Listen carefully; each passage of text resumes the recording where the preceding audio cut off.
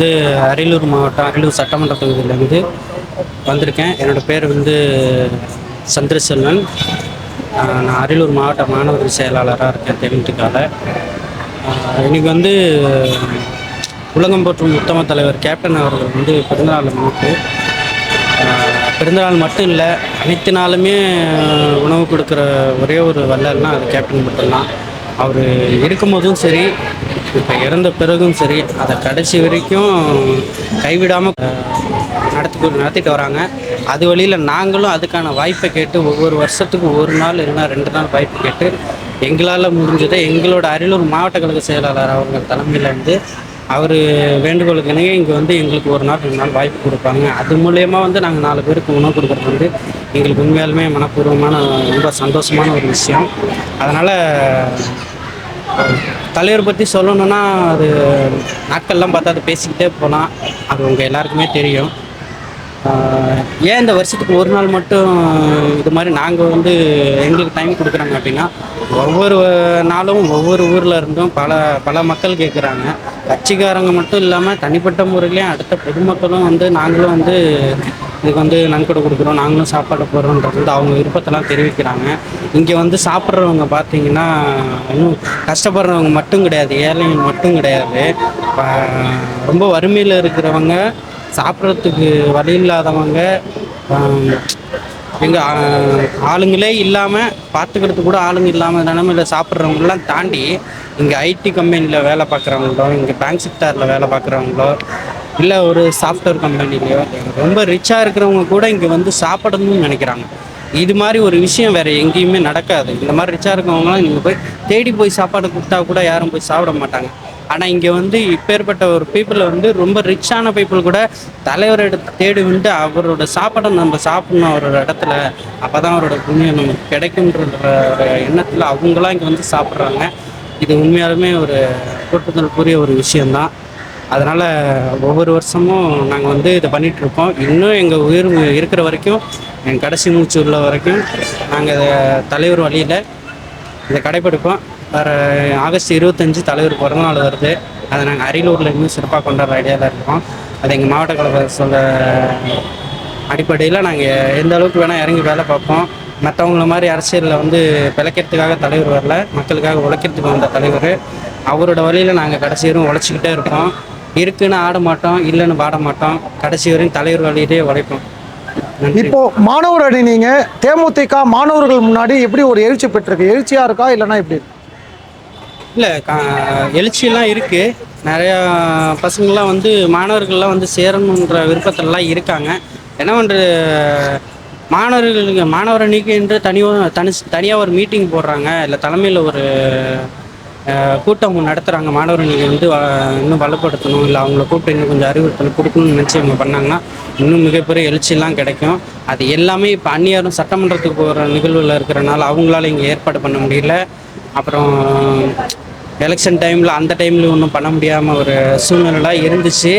மாணவர் அணி வந்து நல்ல எழுச்சியாகவே இருக்குது, எந்த ஒரு தொய்வுலாம் கிடையாது. நாங்கள் வந்து அமைதியாக இருக்கமே தவிர்த்து நீங்கள் வந்து தொய்வில் போயிட்டாங்க, கட்சி விட்டு போயிட்டாங்கலாம் நீங்கள் வந்து எங்களோட கட்சியிலேருந்து இது வரைக்கும் ஒருத்தர் கூட இன்ன வரைக்கும் யாரும் எங்கேயும் போகல.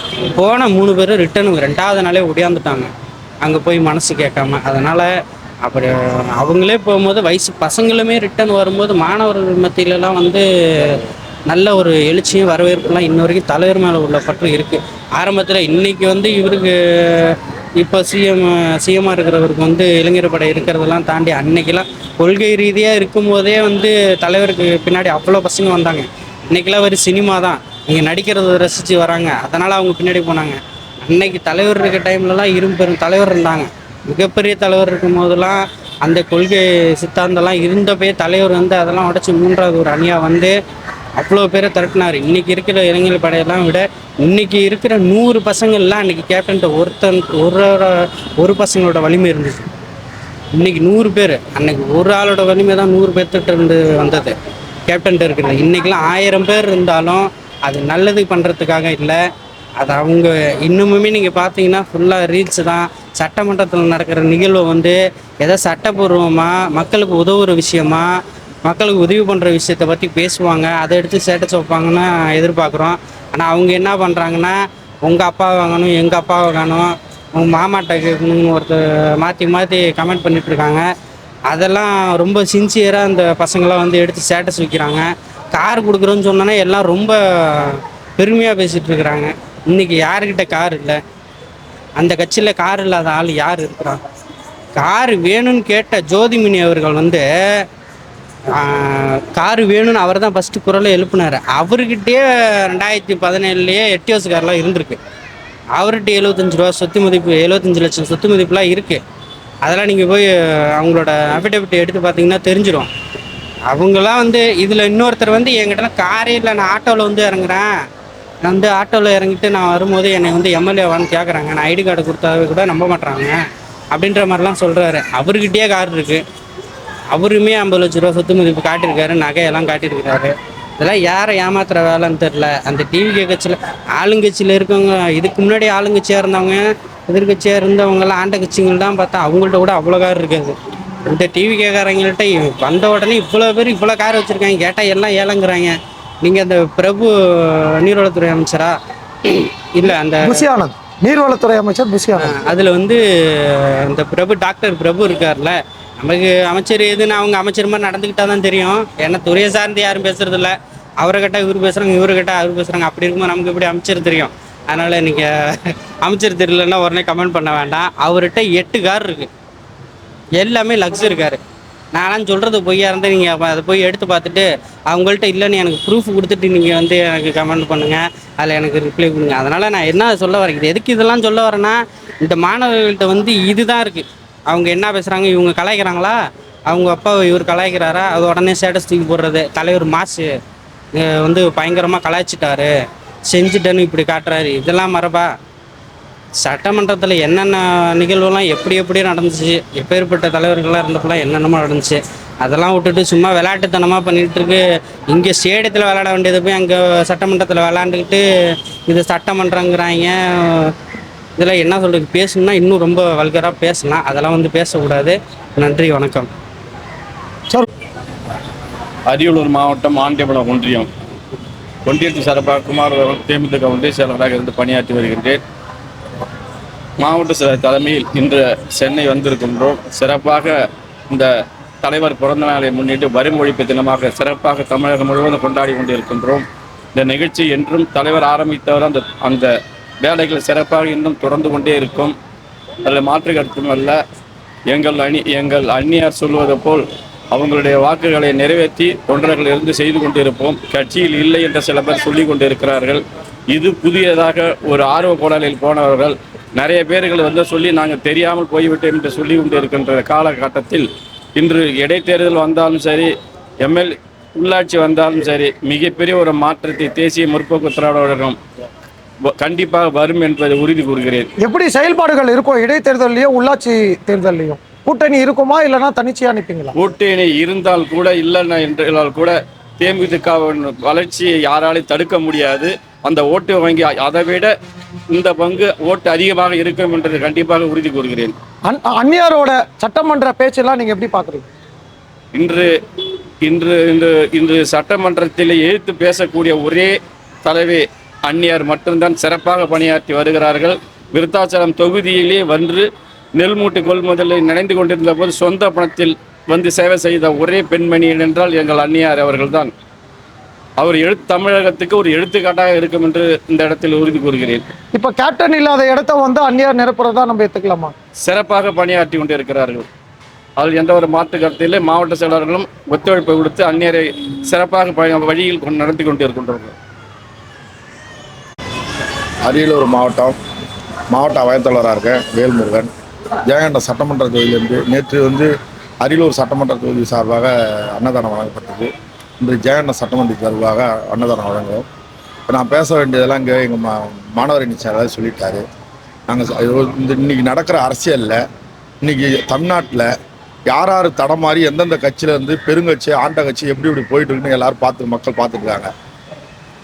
தடம் மாறி கொண்டு தமிழ்நாட்டு அரசியல் தடம் மாறாமல் இன்று இந்த இடத்துல நிற்கிறோன்னா எங்கள் கேப்டன் விசுவாசம்னா எங்கள் கேப்டன் விசுவாசிகள். இன்றைக்கி 2005 நாங்களாம் இல்லை, நாங்கள் ரசிகர் மன்றமாக இருந்த காலத்திலேருந்து எங்கள் அரசியல் ஆசான் மாவட்ட செயலர் இன்னைக்கு இருக்கிற இந்த காலம் வரை இனி இருக்கும் நாங்கள் இருக்கும் காலம் வரை நாங்கள் விட்டு சென்ற எங்கள் கேப்டன் விட்டு சென்ற பணி எங்கள் அந்நியார் செய்கிற மாதிரி இந்த அரசியல் விட்டு சென்றாலும் நாங்கள் எங்களோட வாரிசுகளும் இதே மாதிரி எப்படி எங்களோட கழகம் எப்படி பின்பற்றி செல்வதோ அது மாதிரி நாங்கள் குடும்பமாக இந்த இயக்கத்தில் நாங்கள் ஈடுபட்டு கொண்டிருக்கிறோம். அதுபோல் தமிழ்நாட்டில் எந்த அரசியல் எப்படி புதுசாக வந்தாலும் புதியதாக தோன்றினாலும் எங்களது தலைவன் கேப்டன் நாங்கள் கேப்டன் வழி நடப்போம். எங்களது அரியலூர் மாவட்டம் அதுபோல் எங்கள் அந்நியார் அது விட்டு சென்ற எங்கள் கேப்டனின் விட்டு சென்ற நடத்தி கொண்டிருக்கிற எங்கள் அந்நியார் பாதையை செல்வோம். அடுத்தபடியாக எங்கள் பிரபாகரன் எங்கள் இளைய கேப்டன் பிரபாகரன் வழியாக செல்வோம்.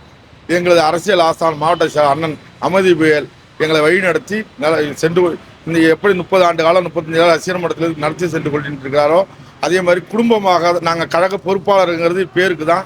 நாங்கள் குடும்பமாக தான் பழகி கொண்டு இருக்கிறோம். எங்கள் கட்சி அரசியல்வாதியும் எங்களுக்கு அரசியல்வாதியாக இருந்தாலும் நாங்கள் குடும்பமாக கூட்டு குடும்பமாக இருக்குது. இன்றைக்கி இந்த அன்னதான நிகழ்ச்சி எப்படி எங்கள் சன்னதியில் வந்து நடத்துகிறோமோ அது மாதிரி கழகத்தில் செயல்பட்டு நீங்கள் கேட்டது போல் இடைத்தேர்தல் வந்தாலும் வர உள்ளாட்சி தேர்தல் வந்தாலும் எது வந்தாலும் தனித்து நின்னாலும் கூட்டணியோட நின்னாலும் எப்போதும் எங்கள் கேப்டன் எப்படி எங்களுக்கு பணியாற்றி கற்றுக் கொடுத்து போயிருக்கிறாரோ அதே மாதிரி கழக பணி ஆற்றுவோம். நான் இப்போது தமிழக முதல்வர் ஜோசப் விஜய் அவர்கள் பார்த்தீங்கன்னா நாங்கள் வந்து மக்கள் பணத்தை தொடமாட்டோம், தொட்டா விட மாட்டோம்னு சொல்கிறாரு. இப்போ நீங்கள் சென்னை சுற்றி பார்த்துருக்கலாம், பேனர்லாம் நாங்கள் வந்து விவசாய கடனை ரத்து பண்ணிட்டேன், அதை பண்ணிட்டேன், இதை பண்ணிட்டேன், அது ஃபுல்லாகவே பொதுமக்களோட பணம் தானே. அந்த மாதிரி நிறைய விஷயங்கள் சொல்லலாம். நான் வந்து அடுத்தவங்க சொல்கிறதே சொல்ல வேண்டியதில்லை. நான் அதுக்கு இருப்பாடு நானே 3 அதிகாரிகிட்ட நானே எவ்வளோ லஞ்சம் கொடுத்தேன்னு எனக்கு தெரியும். நான் கேட்டு இது மாதிரி தான் உங்கள் ஜோசப் விஜய் வாங்க கூடாதுன்னு சொல்கிறாரு, நான் அது மாதிரி கொடுக்காம இருக்கேன் எனக்கு செஞ்சு கொடுத்து சொல்லும் போது அவர் சொல்லிட்டு சட்டசபையில் உட்காந்துருப்பாரு, நீங்கள் கொடுத்தா உங்கள் கையெழுத்து ஆகும், கொடுக்கலன்னா இன்னும் 1 வருஷம் ஆகும்னாங்க. நான் ஒரு இடத்துல வேலை செய்யும் போது அதில் கோடிக்கணக்கு ரூபாயை பணத்தை போட்டு லட்சக்கணக்கால் போட்டுட்டு அவங்க கேட்குற பணத்தை கொடுக்கலன்னா இன்னும் 5 வருஷம் எழுதி அடிப்பாங்க. இவர் ஆட்சி போகிற முடியோட அந்த ஃபைல் அப்படி கிடக்கும். அதனால் அவர் அங்கே சட்டசபையில் என்ன நடக்குது பீடி திரும்பி தான் பார்த்து கூட தெரிஞ்சுக்கிறாரு. தமிழகத்தில் தென்கோடி முடிய என்ன நடக்குதுங்கிறது அவருக்கு தெரியல. அரசியல் மட்டும்தான் மாறி இருக்கு, அதிகாரிகள் அப்படியே தான் இருக்கிறாங்க, அதிகாரி செஞ்சது நடந்துட்டு தான் இருக்கு. அரசியல் லஞ்சங்கிறது அன்னையோட இன்னைக்கு கூடுதலாக இருக்கு, குறையில. இப்போ தொகுதி மறுவரையில் சட்டமன்றத்தில் ஒரு தீர்மானம் போட்டாரு. அமித்ஷா அவர்களை மாண்புமிகு அமித்ஷா அவர்களை போய் பார்க்குறப்ப அங்கே ஒரு தீர்மானம் போடுறாரு. அவரோட நிலைப்பாடு வந்து இப்போ 3 மாசத்துல எப்படி இருக்கு நீங்க பார்க்க? அதை தான் மக்களே பார்த்துட்டு தான், நீங்களே எல்லாமே பார்த்துட்டு தானே ஊடகத்தில் முதல்ல பார்த்துக்கிட்டே இருக்கீங்க. எல்லாம் நடந்துட்டு தானே இருக்கு. இங்கே ஒரு பேச்சு பேசுகிறாங்க, டெல்லிக்கு போனால் ஒரு பேச்சு பேசுகிறாங்க, இங்கே கேட்டால் நான் பிஜேபி இல்லைம்பாங்க. அப்புறம் அதில் உள்ளார இருக்கிறவங்களாம் பிஜேபியாக தான் செயல்படுறாங்க. மக்கள் பார்த்துக்கிட்டு தானே இருக்கு. இப்போ இல்லைன்னா அதுக்கான உங்களோட வந்து செயல்பாடுகள் எப்படி இருக்கும்? இப்போ நீங்கள் சொல்கிறீங்க இதே மாதிரி லஞ்சம் வாங்குறாங்கன்னு சொல்லி, இப்போ தேமுதிக சார்பாக அது வந்து நீங்கள் எப்படி கொண்டு வரீங்க மக்கள் முன்னாடி சேர்க்க? நான் அந்த மக்கள்கிட்ட இந்த விழிப்புணர்வு வரலையே. அப்படி சொல்கிறார வச்சு யாரும் கொடுக்க மாட்டேன்னு சொல்லலையே. கொடுத்து அதிகாரி கட்டாயப்படுத்தி தானே கேட்குறாங்க, கொடுத்து தான் ஆகணுங்கிற கட்டாயத்தில் இருக்காங்க. ஓகே, நன்றி. கே தெய்வசியாமணி, மீன்சுட்டி, அரியலூர் மாவட்ட துணை செயலாளர். தமிழன் என்று சொல்லடா தலைநிமிர்ந்து நின்றடா, இயன்றதை செய்வோம் இல்லாததற்கே என்னும் தாரகை மந்திரத்திற்கு எடுத்துக்காட்டாக விளங்கிய தமிழகத்தின் எதிர்க்கட்சி தலைவர் நமது கேப்டன் அவர்கள் இந்த ஆலயத்தில் நமக்கெல்லாம் எப்படியெல்லாம் நடக்க வேண்டும் என்பதற்கு எடுத்துக்காட்டாக விளங்கி இந்த ஆலயத்தில் இருக்கிறார். அவர் ஆலயத்தை அன்னதானம் வழங்குவதற்காக இன்னைக்கு ஜெயங்கொண்டம் சட்டமன்ற தொகுதியின் சார்பாக வந்திருக்கோம். இந்த அன்னதானம் வழங்க ரொம்ப பெருமைப்படுறோம். நம்ம என்னென்னமோ எல்லாம் செஞ்சுட்டு இருப்போம், அதெல்லாம் வந்து பெரிய விஷயம் கிடையாது. இந்த அன்னதானங்கிறது தலைவர் அன்னைக்கு ஆரம்பித்தது. அன்னைக்கு அவர் என்னைக்கு சென்னைக்கு வந்தாலோ, சென்னைக்கு வந்ததுலேருந்து அவர் எல்லாத்துக்கும் நிறைய சாப்பாடு தான், எதை பற்றியும் கலவர மாட்டார், காசு பணம் தான் கலவர மாட்டார். மக்கள் வயிறை யாராவது சாப்பிட்டுட்டு போகணும், சாப்பாடு தான் முக்கியம். மனுஷன் உயிர் வாழ்க்கை சாப்பாடு அன்னதானம் முக்கியம். அந்த அன்னதானத்தை தலைவர் சென்னைக்கு வரும்போது ஆரம்பித்தது. இன்றைக்கி தலைவர் இறந்த பிறகும் அது கண்டிப்பாக நடந்துக்கிட்டே இருக்குது. அது வந்து திரும்ப அந்நியார் வந்து அதை அப்படி பின்பற்றி நடத்தி கொண்டு இருக்காங்க. கேப்டன் எவ்வழியோ அவ்வழியாக அந்நியார் செய்கிறாங்க, அவ்வழியாக மாவட்ட செயலர் வழியாக நாங்களும் செஞ்சுட்டு இருக்கிறோம். கண்டிப்பாக இந்த அன்னதானங்களுக்கு ஆண்டாண்டுகளும் தொடர்ந்து நடைபெற்று கொண்டே இருக்கும் என் மகிழ்ச்சியாக தெரிவித்துக் கொள்கிறேன். இப்போ பார்த்தீங்கன்னா இப்போ உள்ளாட்சி எலெக்ஷன் வரும்போது சட்டமன்ற இடைத்தேர்தல் வருதுன்னு சொல்கிறீங்க. இப்போ திமுக கூட பல கூட்டணி இருந்தாங்க. இன்றைக்கி எல்லாரும் மந்திரி வேணும்னு சொல்லி ஓடிவிட்டாங்க, அங்கே வாடிவிட்டாங்க. அந்நியார் மட்டும் கேப்டன் மாரியா எடுத்த முடிவு சரியாக இருக்காங்க. நமக்கு பதவி முக்கியம் கிடையாது, நம்ம ஒரு இடத்துல உறுதியாக இருக்குமா அந்த உறுதியாக கடைசி வரைக்கும் இருக்கணும். கேப்டன் இருப்பார், அதே மாதிரி அந்நியார் இருக்காங்க. அந்நியாருக்கு வாழ்த்துக்கள் நன்றியை தெரிவிச்சுக்கிறேன். அது மட்டும் இல்லாமல் இன்றைக்கி சட்டசபையிலேயே பார்த்தீங்கன்னாக்கா அந்நியார் பேச்சு மட்டும்தான் கரெக்டாக இருக்குது. மிச்சம் எல்லாருமே பேப்பர் பார்த்து படிக்கிறாங்க, அதை பண்ணி படிக்கிறாங்க. அந்நியாரை வந்து கேப்டன் மாதிரியே நாட்டு மக்களுக்கு என்னென்ன நல்லது செய்யணுமோ அதை கரெக்டாக பண்ணிகிட்டு இருக்காங்க. கரெக்டாக எடுத்து சொல்கிறாங்க. சிஎம்கிட்ட பயப்படாமல் பேசுகிறாங்க. யாருக்கு என்ன செய்யணும், என்ன என்ன வேணும். அந்நியா சொன்னாங்க இந்த டம்ளரில் தண்ணி வைக்காதுங்க, பாட்டிலில் தண்ணி வைன்னு சொன்னாங்க, அது நிறைவேற்றுறாங்க. அதேமாரி பார்த்தீங்கன்னாக்கா நிறைய விஷயங்கள் அந்நியா சொல்கிறது வந்து சிஎம் கேட்குறாரு, சந்தோஷமாக இருக்குது. நன்றி சிஎம்க்கு தேமுதிக சார்பாக நன்றியும் சொல்லியிருக்கிறேன். நன்றி, வணக்கம்.